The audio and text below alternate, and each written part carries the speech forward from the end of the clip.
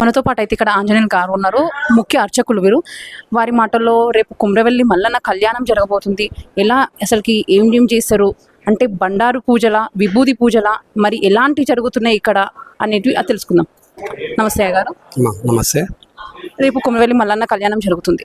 అయితే ఎలాంటి ఏర్పాట్లు చేశారు, ఏ విధంగా చేశారు మీరు అసలుకి ఇక్కడ? హరి విరించి సురేంద్ర సమర్చితం హరి సహస్ర సమాన గణప్రభం సురవరం కరుణావరుణాలయం కుమరవెల్లి పురీషమహం భజే. శ్రీ మల్లికార్జున స్వామి నమః.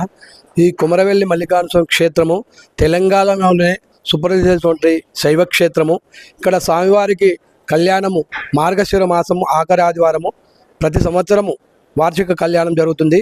అదేవిధంగా మహాశివరాత్రి రోజు కూడా మన యాదవ కులస్తులైనటువంటి వాళ్ళు ఒగ్గు పూజారులతో కూడా మహాశివరాత్రి రోజు కూడా జ్ఞానపద వేదంగా కళ్యాణం జరుగుతుంది.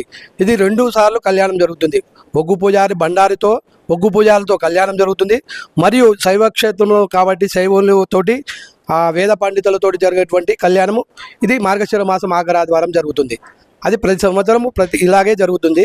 ఇక్కడ 3 సంవత్సరాల జాతర జరుగుతుంది.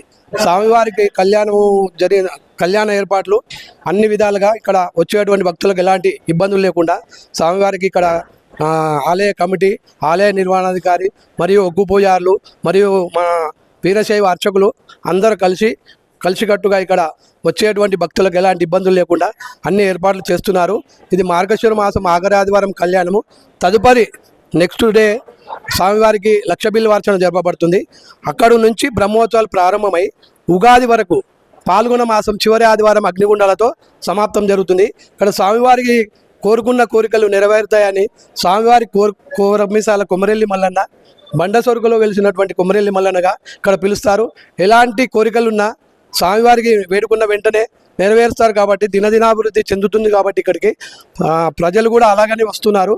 ఇక్కడ కొడుకులు పుట్టిన వాళ్ళకి కొడుకులు, సంతానం జరిగిన వాళ్ళకి సంతానం జరుగుతుంది. అదేవిధంగా స్వామివారికి ఎదురుగా కూడా గంగరేణి చెట్టు ఉంటుంది. అది కల్పవృక్షంగా ఇక్కడ భావిస్తారు.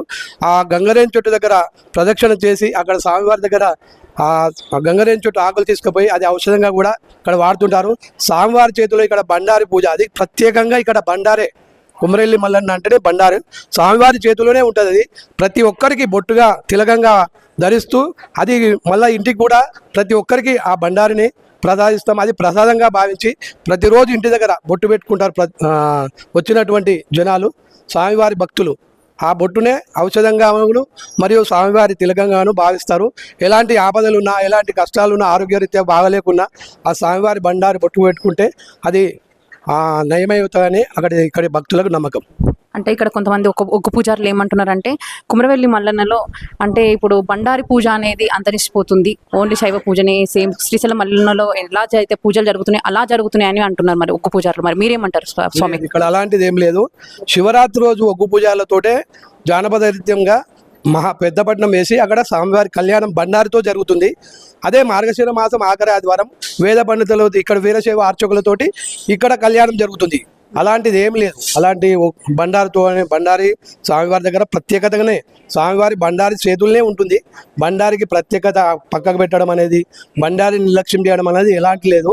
విభూతి అనేది శివుని లింగం ఉంటుంది కాబట్టి అక్కడ విభూతి వాడతాం మేము. విభూతి లింగానికి కూడా అభిషేకం చేస్తాం కాబట్టి విభూతి వాడతాం. ప్రతి ఒక్క భక్తునికి విభూతి పెట్టాం మేము. ఇక్కడ బండారే పెడతాము. స్వామివారి దగ్గర బండారే తీసుకెళ్లి ఔషధంగా వాడతారు, తిలకంగా పెట్టుకుంటారు. ఎలాంటి ఆపదలు ఉన్నా తొలగిపోతాయని నమ్మకం బండారితోటి. థ్యాంక్ యూ అండి. Thank you so much.